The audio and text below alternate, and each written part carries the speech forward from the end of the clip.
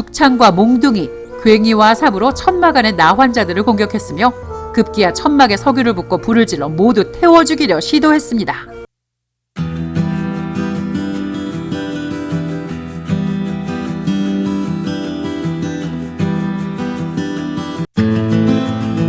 두 마리의 개가 싸우고 있습니다. 이런 장면을 볼 때 사람들은 보통 지고 있거나 덩치가 더 작거나 약하거나 또 공격을 많이 당해서 다친 개에게 감정을 이입하게 됩니다. 그리고 그 개가 다시 일어나서 크고 강하고 이기고 있던 개를 보란듯이 물리치기를 응원하죠. 이처럼 약한 것은 선한 것이다 라고 자동적으로 인식하는 걸 언더도그마라고 합니다. 그런데 이것은 일종의 착각이죠. 강함과 약함은 선악을 나누는 거랑 아무런 상관이 없으니까요. 오늘 영상의 주제는 조선의 나 환자들입니다. 요즘엔 한센인, 한센병 환자라는 용어를 많이 사용하나 제 영상에서는 나병, 나 환자라는 용어를 사용하겠습니다. 나병이나 나 환자라는 용어 자체에는 혐오감이나 모멸감이 내포되어 있지 않을 뿐 아니라 우리가 근대사를 검색하고 연구하는 데 있어서 보다 유용한 어휘이기 때문입니다. 문둥병, 문둥이라는 말도 마찬가지입니다.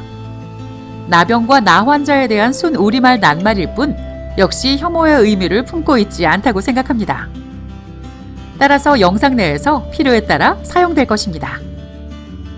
우선 문둥이와 관련된 속담을 찾아보았습니다. 문둥이 떼쓰듯 한다 라는 속담이 있습니다. 이 속담은 나병에 걸린 환자들이 처한 현실을 그대로 담고 있습니다. 조선의 나 환자들은 나병에 걸리면 가족을 포함한 모든 사람에게 버림을 받았습니다. 나병에 대해 제대로 알지 못하는 상황에서 전염을 피하기 위한 어쩔 수 없는 선택이었던 거죠. 그럼 가족과 친지, 지인들에게 버림받은 나 환자들은 어떻게 됐을까요? 말 그대로 유랑걸식할 수밖에 없었습니다. 아무런 경제적 능력은 없고 그래도 목구멍에는 음식을 넘겨야만 했던 그들이 할 수 있는 일은 무엇이었을까요? 인가 근처에 접근하다 돌팔매질 세례를 받더라도 굶어 죽지 않기 위해 구걸을 해야 했고 자신들의 접근을 꺼려하며 돈 한 푼, 음식 한 사발이라도 얼른 주워 보내려는 사람들에게는 어쩌다 얻은 기회니 더 많은 것을 요구하느라 실랑이를 벌였습니다. 나 환자들끼리 무리지어 식당에 들어가 음식을 요구하는가 하면 목욕탕을 점거하기도 했습니다. 그런 상황에서 사람들은 나 환자로부터의 전염을 두려워하여 피했고 상인들은 떼쓰는 문둥이들의 요구를 들어주지 않을 수 없었습니다. 1940년대 초반에 출생하신 지인 중에는 어릴 때 엄마 말 안 들으면 문둥이가 와서 간 빼먹는다 는 으름장을 들으신 적이 있었고 정말 문둥이가 와서 간을 빼먹을까봐 걱정하기도 하셨다고 합니다. 요즘의 망태 할아버지나 구한말의 호랑이 곶감처럼 문둥이는 아이들에게 공포의 대상이었던 거죠. 그럼 이게 그저 아이들에게 겁을 주기 위한 허언이었거나 또 흔히 주장하는 대로 일본의 조작이었을까요? 앞서 일부 영상에서도 조선시대의 문둥병을 고치기 위해 어린아이의 간을 빼먹은 사건을 언급한 것이 있는데요. 문둥병을 고치기 위해 식인을 한 사건은 심지어 해방 후 신문 기사에서도 찾아볼 수 있습니다. 그럼에도 불구하고 문둥이가 간을 빼먹었다는 사실들이 일본의 조작이라고 말하는 사람도 있습니다. 아무튼 이 나 환자들은 아는 사람으로부터 버림받고 사회적으로는 기피 대상이 되어 일자리도 구할 수 없었으며 치료에 대한 희망이라고는 오로지 사람의 싱싱한 간뿐이었던 그들은 이미 커다란 사회 문제였습니다. 이런 배경 하에서 일본의 나 환자 요양소와 같은 시스템으로 계획됩니다. 세상에서 가장 싫어하는 문둥병 환자를 일정한 곳에 수용하고 구호 치료케 함은 종교적으로 말할진대는 자선사업이요 또 한편으로 말할진대는 인도의 의무이라. 언제나 그렇듯 무에서 유를 만들어내는 것은 쉽지 않았습니다. 소록도는 육지로부터 너무 멀리 떨어지지 않은 섬이라 나 환자들의 거부감을 줄일 수 있었고 섬 가까운 바다에는 육지 주민들의 어업시설이나 어장이 없어서 또 그들의 거부감을 줄일 수 있었습니다.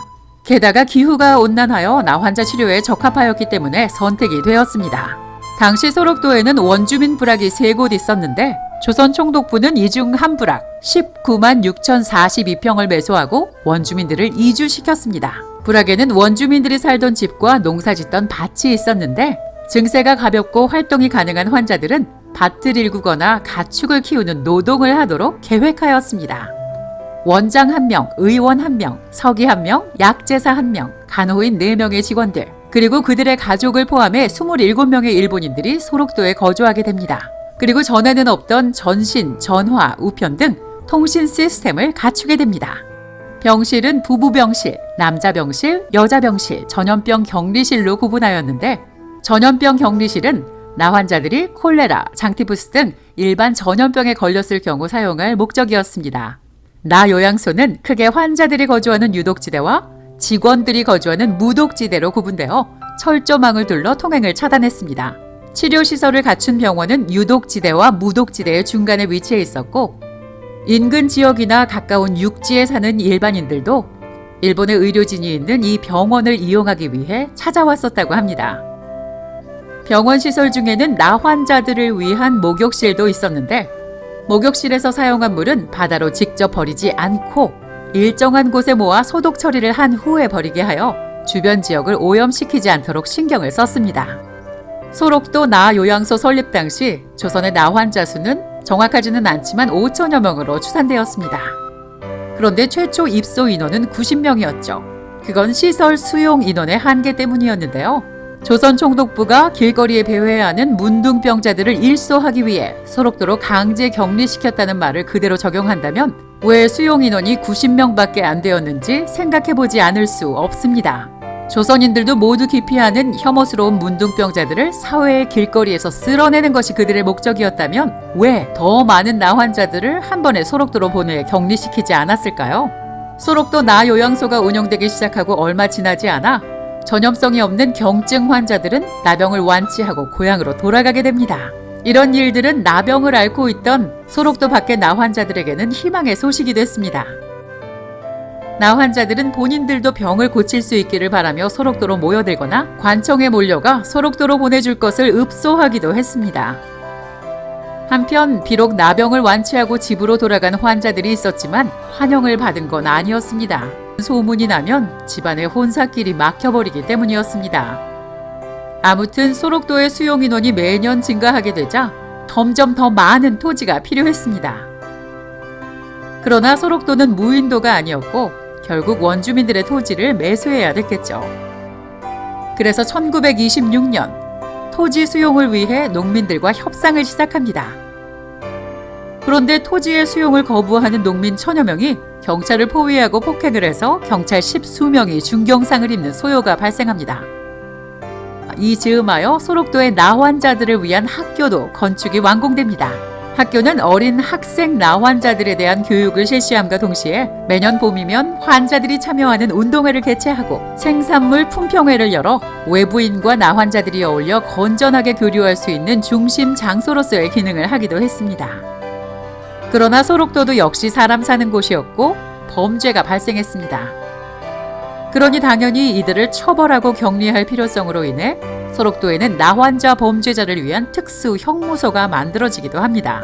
1932년 소록도에서는 전라도 환자들과 경상도 환자들 사이에서 유혈 사태가 벌어졌는데요.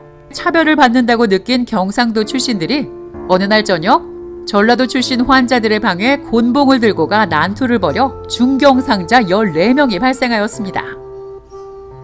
당시 조선에는 나 환자 수용시설 외에도 결핵 환자 수용소, 정신병자 수용소, 행로병인, 불황자 수용소 등이 있었는데 환자들에게는 치료를 제공하고 사회 불안 요소를 제거하기 위한 목적으로 설립, 운영되었습니다. 있는 그대로만 보자면 이미 일본에서 운영되고 있는 것들을 복사해서 붙여넣기 한 것이었고 한반도에서 이루어진 사회사업의 시초, 그리고 복지정책의 시작이었습니다. 1935년에는 소록도에 자작 자급하자라는 구호 아래 김양식이나 벽돌 공장들이 계획되었고 추가로 발전시설과 함께 방적 공장이 세워집니다. 일을 할 수 있는 환자들은 공장에서 일을 하고 임금을 지급받았습니다. 그러나 이후 발발한 태평양 전쟁의 여파에 소록도도 비껴 지나갈 수 없었습니다. 소록도에서 가마니를 짜서 전선으로 보냈고 금속을 공출해 보냈습니다. 배급량도 육지와 마찬가지로 감량되었습니다. 소록도 나요양원 제3대 원장인 스오 원장의 동상도 이때 금속류 공출을 위해 철거되었습니다. 금속류 공출이 일본인과 조선인을 차별하지 않은 문자 그대로의 총동원령이었기 때문입니다. 일제시대를 통틀어 조선 총독은 소록도에 총 3회 방문하여 시찰하였고 총독 바로 다음 서열인 정무총감은 4번이나 시찰할 만큼 일본은 소록도에 많은 공을 들였습니다. 그런데 드디어 1945년 8월 일본이 패망했습니다. 20명의 일본인 의사와 130여 명의 일본인 간호사와 직원들, 이제 모두 일본으로 돌아갑니다. 소록도에도 해방이 찾아온 거죠. 그런데 그것이 환자들에게는 좋은 의미가 아니었습니다. 왜냐? 병원의 운영권과 이권을 둘러싸고 한국인 직원과 환자들 간에 싸움이 벌어지게 됩니다. 수적으로 열세인 한국인 직원 측에서 먼저 협상을 요청했고 환자 측에서는 이를 수용했습니다. 근데 한국인 직원들은 협상 장소에 미리 함정을 준비하고 환자 대표 84인을 총으로 쏘고 죽창으로 찔러 학살해버립니다. 일본이 운영할 때는 한 번도 없던 학살 사태가 한국인 간에 일어난 겁니다. 이 한국인 직원들은 본래 환자 대표 90인을 모두 몰살하려고 계획했지만 그중 6명이 기적적으로 살아남아 이 일을 다 증언했습니다. 이게 바로 소록도의 나환자들이 조국의 해방 이후 맞이한 현실이었습니다. 소록도의 고난은 거기서 멈추지 않았습니다. 나환자들의 낙원이었던 소록도가 일본인들이 빠져나간 후 지옥으로 변해가고 있다는 기사가 이제 신문에 올라오기 시작합니다. 그리고 도시에는 나환자 무리들이 몰려들기 시작합니다. 점차 사회 문제로 비화될 조짐이 보이자 당국이 조사에 나섭니다. 나환자들은 추위와 배고픔을 면하기 위해 소록도를 탈출하고 있었습니다. 해방 후 소록도에 부임한 한국인 원장은 소록도의 유일한 의사였습니다. 20명 일본인 의사가 떠난 자리에 단 한 명의 한국인 의사가 온 거죠. 그것도 원장 겸 의사. 그런데 의사가 한 명이라도 치료를 했느냐? 그 원장 겸 의사는 일본이 소록도를 떠나면서 남겨두었던 병원의 재산을 개인적으로 착복하고 병원 소유의 금괴와 자동차 5대를 팔아 현금을 챙기고 식량을 빼돌리는 등의 횡령을 합니다. 그러니 소록도의 나환자들은 의료진의 절대 부족으로 제대로 된 치료도 받을 수 없게 되었고 식량도 공급받을 수 없게 되자 살기 위해 육지로 헤엄치며 도망을 칠 수밖에 없었던 겁니다. 참으로 조선이 조선한 사건이었습니다. 나환자들이 소록도를 탈출하는 원인은 밝혀졌지만 그렇다고 해서 사정이 크게 나아지지는 않았습니다. 1948년 어느 날의 신문에는 정부에서 거리에 만연한 나환자들이 일반인과 동일한 지폐를 사용하면 나병이 전염될 수 있다는 염려 때문에 나환자들만 사용하는 전용 지폐 제작을 고려하고 있다는 기사까지도 볼 수 있습니다. 그리고 1950년대에도 나환자 수는 줄어들지 않아 경상남도에만 7천여 명의 환자가 있던 것으로 파악이 됐습니다. 수용소 시설은 당연히 부족했는데 경남 삼천포시 실안동에 있던 나환자 수용소인 영복원에서는 정부 당국의 식량 부족을 해결하기 위한 농지를 요청합니다. 마침 바다 건너 마주 보이는 비토섬에는 일본인이 경영하던 과수원 부지가 귀속재산으로 국유화되어 있었고 삼천포시는 한때 영복원의 국유지를 임대하는 문제를 고려하기도 했으나 원주민들의 반발 등을 고려하여 최종적으로 거부합니다. 그러나 영복원은 식량 부족을 해결할 토지가 여전히 필요했고 정봉성 원장의 지휘 아래 버려져 있던 토지를 일구기 시작합니다. 원주민들의 반발에는 영구히 거주하려는 것이 아니라 농지만 일구는 것이라고 답하기도 했으나 원주민들은 나환자들의 말을 믿을 수 없었고 결국 여러 마을이 모여 나환자들이 있는 곳으로 쳐들어갑니다. 앞장선 남자들의 손에는 죽창과 몽둥이가 들려 있었고 여자와 아이들은 돌을 담아 나르기 위한 대야나 바구니를 들고 뒤를 따랐습니다.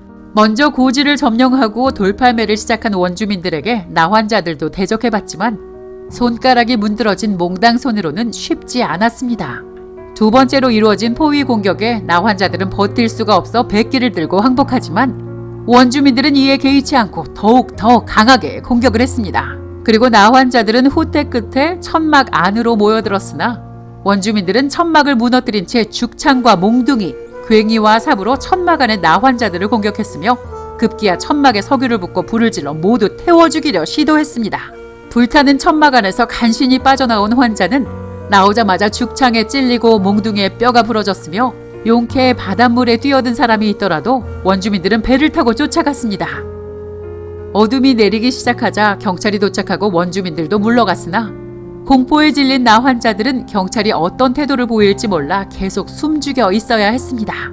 결과는 이 폭력으로 부녀자를 포함한 나 환자 22명이 즉사하고 2명이 행방불명되었으며 그중 5명 이상이 불에 타 죽고 56명의 중경상자가 발생하였는데 며칠 뒤 사망자 수는 증가하게 됩니다.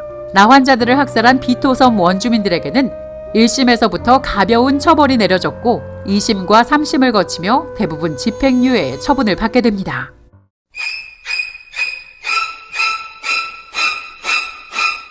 그런 비슷한 시기인 1950년대, 일본에 있었던 제1동포 나 환자들은 어떻게 지냈을까요? 일본에 거주하던 나 환자들도 소록도와 비슷한 나 환자 수용소에서 생활을 했습니다. 그들은 일본인들과 함께 명절을 즐겼고 심지어 일본어 교육과 함께 조선의 역사와 조선어를 교육받을 수 있었습니다. 다시 한번 돌아가 보겠습니다. 소록도의 나 환자들은 소록도 인근의 오마도의 간척 사업에 참여하게 됩니다. 성치 않은 몸으로 간척 사업에 뛰어들게 된 것은 자신들에게도 정착지와 농토가 생긴다는 믿음과 희망 때문이었습니다.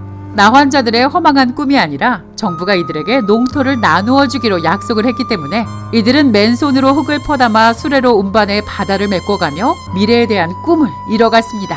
그러나 이곳에서도 나 환자들에 대한 편견과 차별은 여전히 이루어졌고 나 환자들과 함께 작업하기를 꺼리는 일반 주민들 때문에 나 환자들은 가장 어려운 공사 구간을 따로 맡아 하게 됩니다. 옥수수죽으로 연명하고 허리띠를 졸라매며 때로는 사고로 인해 사상자도 발생했지만 환자들은 희망을 부여잡고 끈질기게 공사를 마쳤습니다. 그러나 개간 공사 후에도 원주민들은 끝끝내 나 환자들이 오마도에 정착하는 것을 반대하고 나 환자들은 제 손으로 이루어낸 오마도 간척지를 떠나야 했습니다. 그럼 시간이 지나면서 좀 달라졌을까요? 1970년대에 들어서도 나 환자에 대한 차별은 그치지 않았습니다. 그리고 그 차별은 그들의 자녀에게까지 이어졌습니다. 나 환자들의 자녀이지만 나병에 걸리지 않은 미가마들도 일반 아이들과 같은 학교에 다닐 수 없었습니다. 미가마가 전학 온다는 소문이 퍼지면 학부모들은 서로 단합하여 아이들을 학교에 보내지 않았기 때문입니다. 정부에서는 미가마 학생들의 나병 감염 여부를 검사해 발표하기도 하고 매년 청와대로 초청해 만남을 갖기도 했으며 문교부 장관은 자신의 딸을 미가마와 같은 학교로 전학을 보내 감염의 위험이 없음을 확인시켜주기도 했습니다. 그런데 이렇게 옮을까봐 우리는 벌벌 떨고 차별하던 그 당시 일본의 오사카 치대의 교수와 학생들이 1968년부터 일본의 NHK 교양악단이 자선음악회에서 모금한 기금과 학생들이 자비를 들여 소록도로 와서 무료 치과 진료 봉사를 시작했고 환자들에게 틀니 시술을 해주었습니다. 나 환자들에게 먹는 즐거움만이라도 주자는 취지에서 시작된 이 무료 진료 봉사는 이후 일본의 기후대 치대생들이 추가로 참여하였고 이게 바로 서울대 치대의 구라 봉사회가 설립되는 동기가 되었습니다. 일본인들의 소록도 무료 진료 봉사는 1976년까지 우리나라 신문지상에서 확인되고 있습니다. 지금까지 일제시대에 설립된 소록도 나 요양소의 역사, 그리고 해방 이후 나 환자들의 역사를 살펴보았습니다. 어떤 생각을 하셨나요? 불과 몇 년 전, 장애인 자녀를 둔 부모들이 아이들이 학교에 다닐 수 있게만 해달라며 일반 학생의 부모들에게 무릎을 꿇고 큰 절을 올렸던 사건을 기억하시나요? 코로나 사태 이후에는 감염 위험성이 높다며 항공승무원의 자녀들은 학교에 오지 못하게 하라고 요구했던 학부모들을 기억하시나요? 동네 부동산 가치가 떨어질까봐, 내 아이가 코로나 바이러스에 감염될까봐 이런 정당한 핑계들이 있을 수 있을 겁니다. 그럼 다시 질문하겠습니다. 나 환자가 당신에게 손을 내밀었을 때 이들의 손을 잡아줄 수 있으신가요? 우리가 악랄한 제국주의 침략자로만 여기는 일본은 우리가 기피하고 혐오하며 버려두기만 했던 나 환자들에게 정착할 수 있는 집과 농지를 제공하고 치료를 해줬습니다. 오히려 해방 이후 이들은 치료도 받지 못한 채 굶주려야 했고 육지로 헤엄쳐 도망쳐야 했으며 동포들에 의해 여러 번 학살되었습니다. 소록도 나 요양소의 제2대 원장인 일본인 하나이의 공독비는 해방 이후 땅속에 파묻혀 보관되다 다시 꺼내어 세워졌고 나 환자들의 보호 아래 지금까지 그 자리를 지키고 있습니다. 우리나라 사람들에 의해서 말입니다. 한반도의 한생인들에게 도움과 보호의 손길을 내민 것은 누구였습니까? 그리고 그들에게 피눈물의 역사를 안겨준 것은 과연 누구였을까요? 그 대답을 듣고 싶습니다. 100년 역사였습니다.